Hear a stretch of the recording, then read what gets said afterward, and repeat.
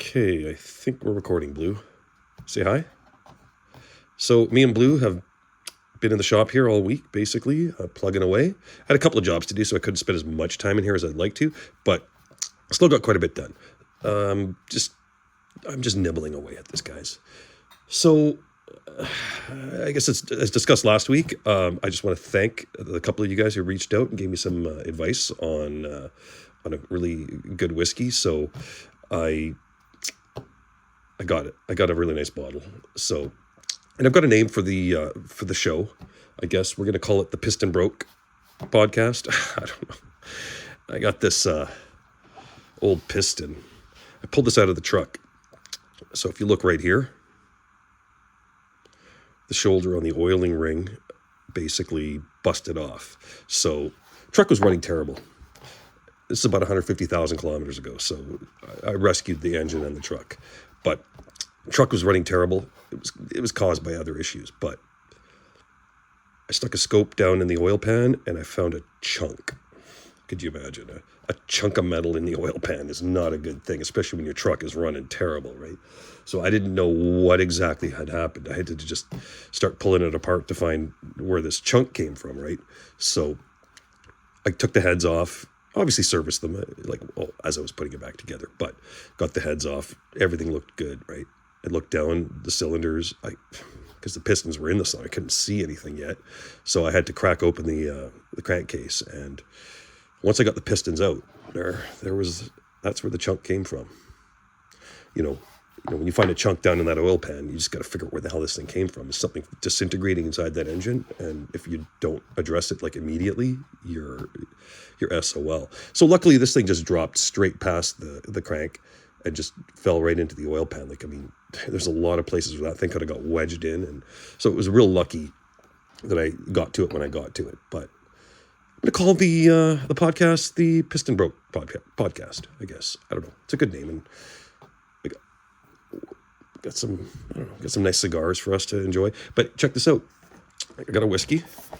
Let's see if I can adjust the camera here a bit. So I got this. A couple guys suggested it. So it's the McCullen 15. It's a really, apparently, just absolutely bomber whiskey. So that'll be our upper end comparison. And I got the Jameson here. That'll be our lower end. Here, Blue, watch the Jameson for me.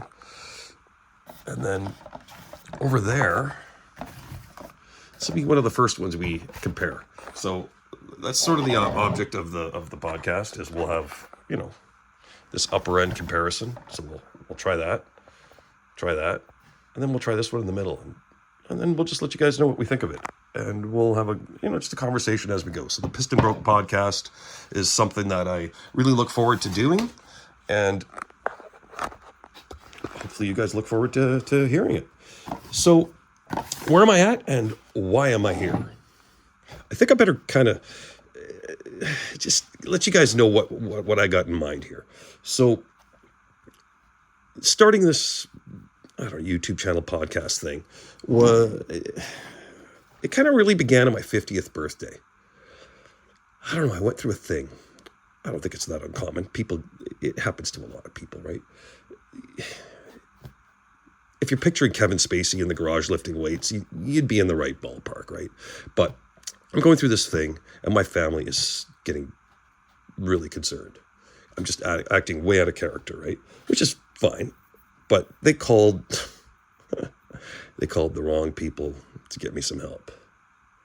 But these guys showed up, and none of us could believe it.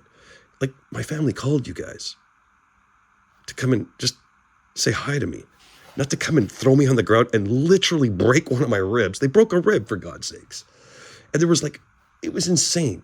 I was in my garage, and 20 cops at least showed up, and they were coming from the front, the back. They were jumping off the roof. It felt like that scene from the Blues Brothers. It was mental.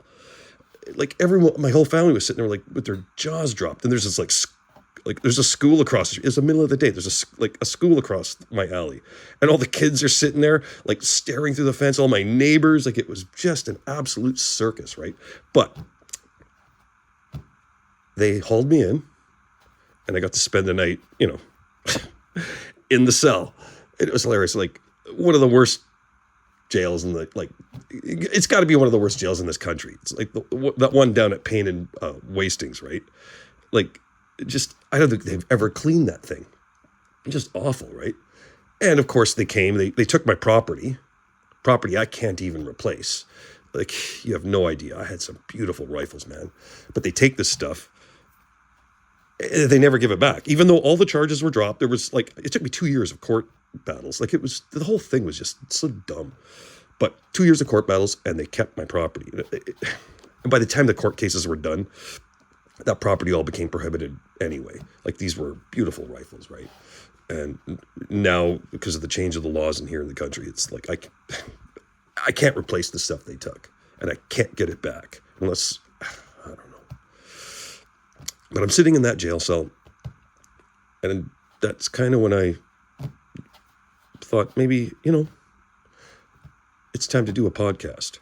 I'm missing something here, aren't I? I need a timer. Where'd my timer go? I should have put that up.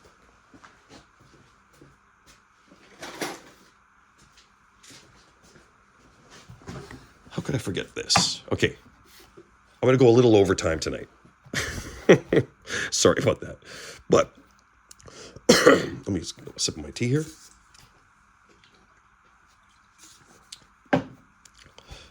But that's kind of when the podcast idea really started to enter my head. But that was a couple of years ago, guys. It was almost 3 years ago now. Well, it was 3 years ago. And I wasn't sure how to approach this, right? I knew I wanted to do it. That's why I registered the YouTube channel. You'll see it. It was registered, on my 50th birthday, basically. And ever since then, I was, just puzzling through what exactly I'd do with it. I had an idea, obviously, but I didn't have a lot of time. Like, once I got kind of back into the swing of my life, you just get, time becomes this precious resource. And just like everyone, right? You're kind of waiting for the right moment to kind of pursue this other thing that you've got in mind, right? Almost like you're waiting for the fairy godmother to fly through the window and kind of wave her magic wand, like something like that. Well, oddly enough, it kind of happened. And this corporate restructuring thing that has been going on for the last, 6 months now at least, was in a roundabout way of speaking, it kind of was the fairy godmother magically flying through the window and giving me some time. So because I was sitting here idle, me and a whole bunch of other guys, I just started working on, just building this studio thing. And at first it was, just a basic setup that I just felt it didn't feel up to the task that I was, up to the, not the task, what's the word I'm looking for? Up to the standards that I was looking for. Like, if I'm going to do this, I'm going to do it right. You know what I mean? So I have now spent time, energy, money, all of it, right? Effort, mostly effort, lots of freaking effort. So I'm all in, and I'm going to keep doing this, guys. At least for now, it's going to be a once a week show, and I'm going to expand it. So we'll start with the Piston Broke podcast. But ideally, like, what was I thinking about when I was in that jail cell? Well, I've spent my entire working life as a lone man in a truck, out doing service calls, basically. Like, for the first couple of years of my apprenticeship, I worked with other guys, and it was fantastic. I worked with some really great guys. It's a whole bunch of them, right? Like Buzz, Roscoe, Tim, a whole bunch of them. Gunter, I can't forget you. And most importantly, one of the most important, and the most important guy that affected my life was Vinny. And he's still a big part of my life. He's my boss. And to call this guy my boss is like way understatement. Like, he is a hell of a lot more, right? But I have always been a lone man in a truck.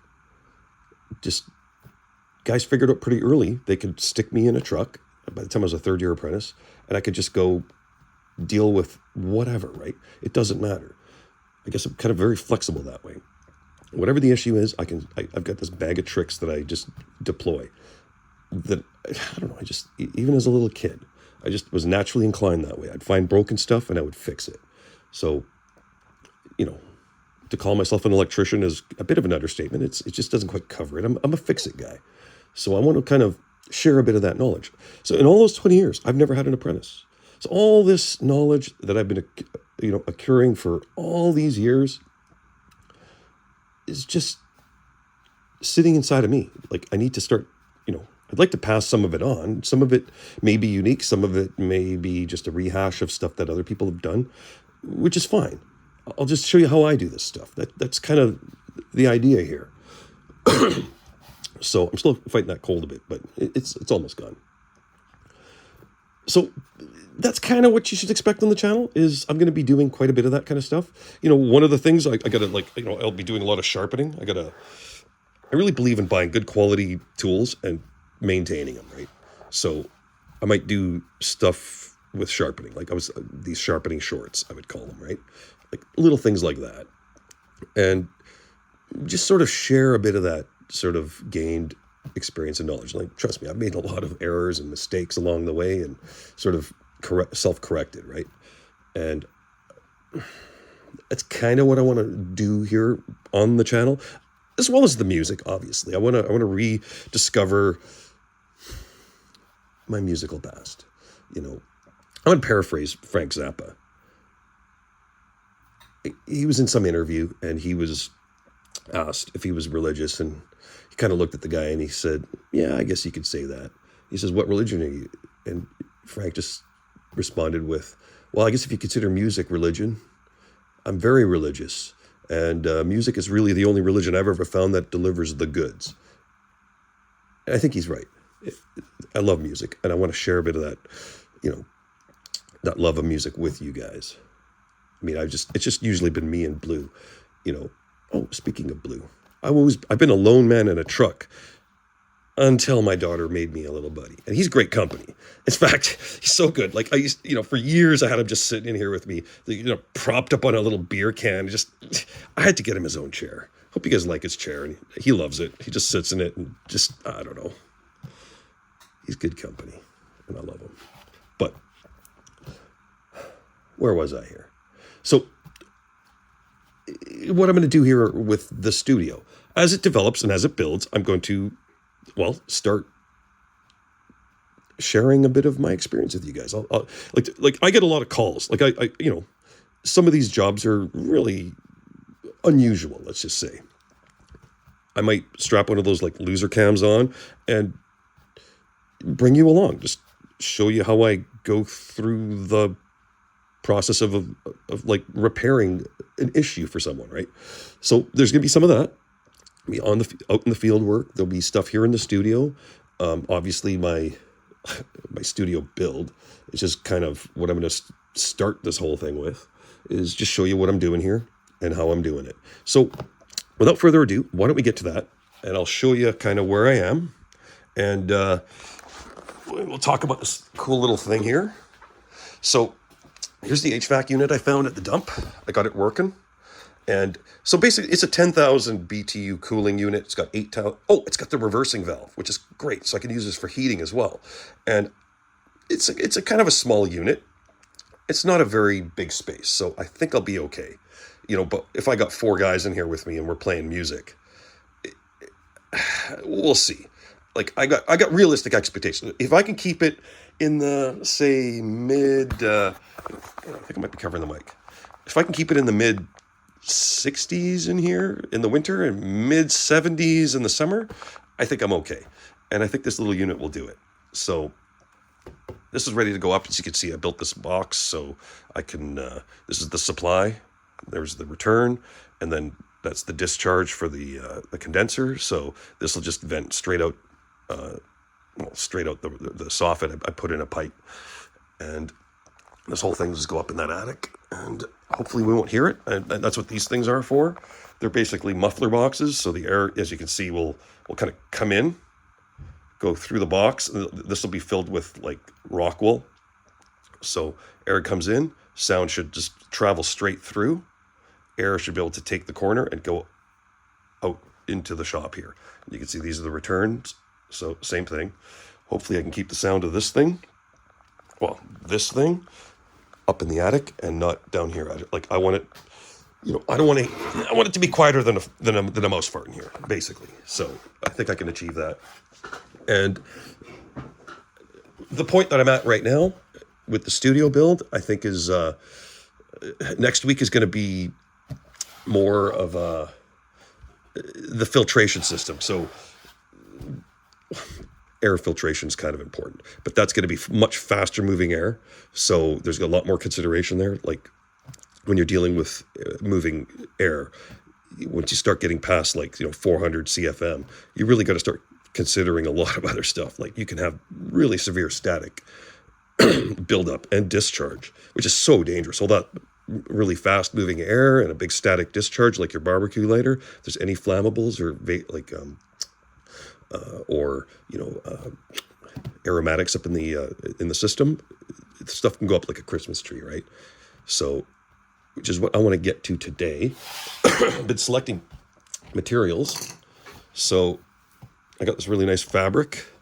This is going to be sort of the sound diffusion, and all of my acoustic treatments are going to be covered in this. It's called Hudson wool. So it's a blend of wool and polyester and viscose, and it's got a really nice sort of smooth feel to it. So I should be able to keep it relatively clean, vacuum it up well, and it's going to be basically covering this stuff, which is sonoboard. I don't know if you've ever had any experience with it, but it's an acoustic product. It's made of cellulose.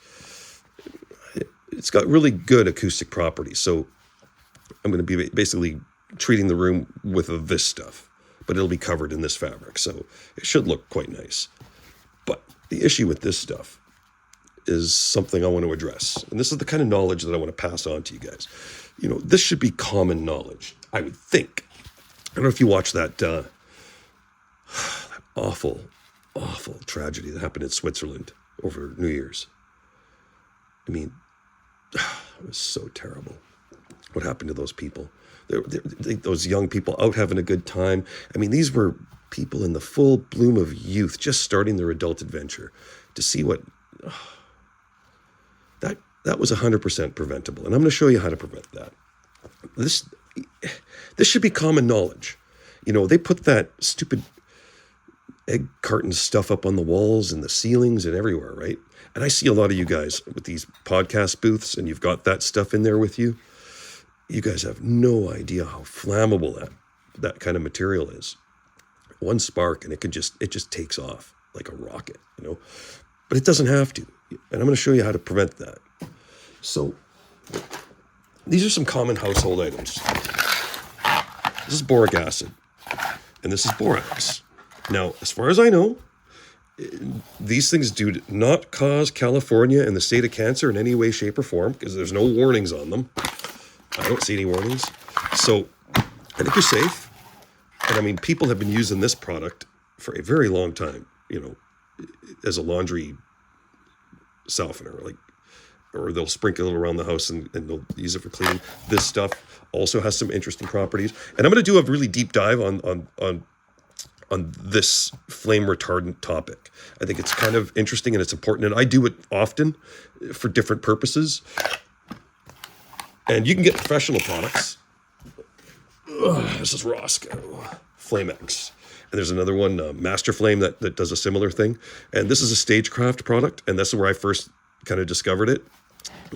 Just in my early 20s, I was working as a hired goon, I guess you'd call it, for one of these labor providing companies. So shows would come into town, like whether it's at the Rogers Arena or at one of the theaters in town, and they'd need just goons to push road cases or put up curtains or whatever, right? Well, I get deployed to one of these jobs, and I met a guy, Trevor. Now, this Trevor guy was super interesting. He was a really young guy, like super young, like 22. He was younger than I was. It was interesting. He was a stage manager. After about 10 minutes with this guy, you discover why. He is just absolutely fantastic. Guy knew his stuff and really took his job seriously. He was charged with, the safety of those actors on the stage, those people in that audience, and he took that job so seriously. This guy, it was funny because we got sent there, a bunch of us, right?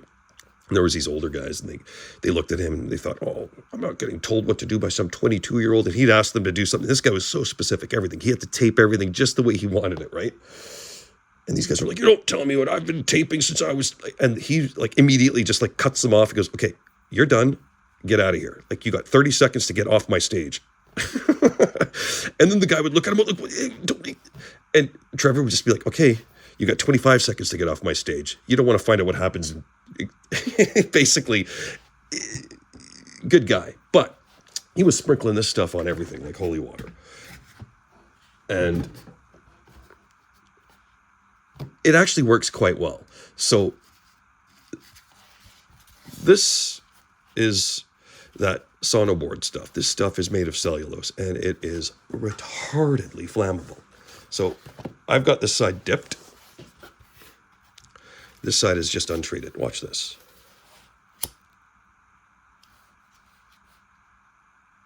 See that? She's burning. Oh, she went out a little. Okay, let's put that up. But she'll smolder now. Watch. This thing will smoke for hours. This is the borax dipped side.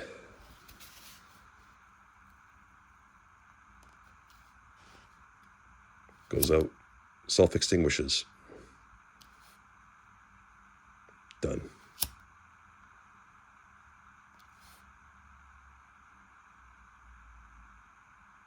That's a single dipping. So it looks like I'm through it. I would double dip, but you can see that there is an effect. And this is Flamex. Flamex is similar. It's that professional product. I don't know what they use, but it does work similarly. Self-extinguishes. And that's the idea. It works the same on the fabrics. So here's the fabric treated. I'll burn this side. Self-extinguishing. See that? Let me get a piece of untreated. Let's cut some of this off.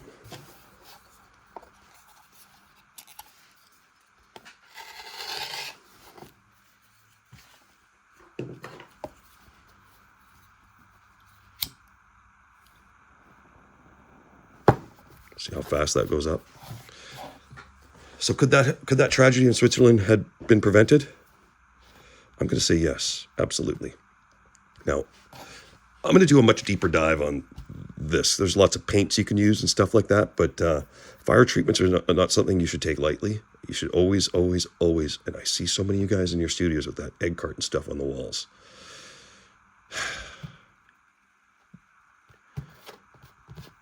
Look, you got to treat that stuff. And it's not that hard. You can get this stuff. Less than $30, you can get everything you need. Prevent the disaster from happening in the bloody first place, right? All right, that's enough for tonight. I think I'll leave you guys with an invitation to join me next week. And hopefully, I got a little bit more done. We'll get the filtration system in action and get that charcoal filter up so I can light these up. Because that's what I'm really looking forward to, is having some people in the room with me and we'll just chat. All right, see you guys next week.